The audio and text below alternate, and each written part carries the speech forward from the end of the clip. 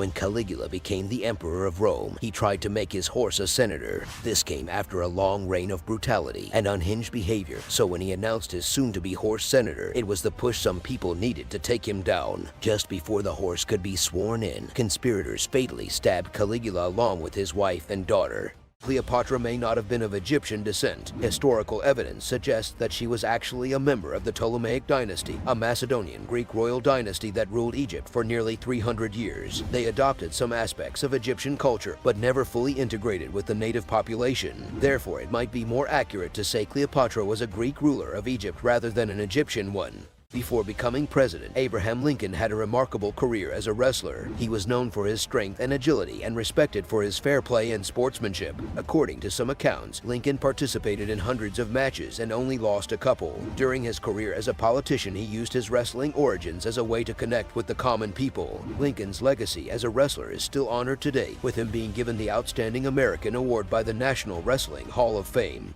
One of the most intriguing mysteries of ancient history is the death of Alexander the Great. Historical accounts suggest that Alexander's body did not show signs of decomposition for 6 days after his death. Some historians believe that he was buried alive, being incorrectly presumed dead after suffering full-body paralysis, while others believe he was poisoned or died of malaria or typhoid.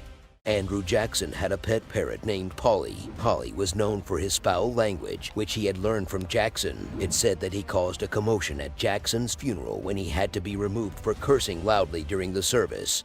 In 1797, a year after retiring as president, George Washington opened a whiskey distillery located near his Mount Vernon estate. By 1799, the distillery was the largest in America, producing 11,000 gallons of whiskey. When Washington died, his distillery was inherited by his nephew until it was destroyed by a fire. It was reconstructed in 2007. It now operates as a museum and produces small batches of whiskey using Washington's original recipe. Did you know that there were female gladiators in ancient Rome? They weren't as common as their male gladiators, but were exciting attractions in the public games, often facing each other, wild animals, or dwarfs. They used similar weapons and armor as the men and fought for the same reasons: fame, fortune, and freedom. Some of them were enslaved women who were trained by their owners, while others were free-born women. These facts will mess with your perception of time. Woolly mammoths were still alive while Egyptians were building the pyramids. The last known widow of a Civil War vet died in 2008, the same year Barack Obama won his first presidential election.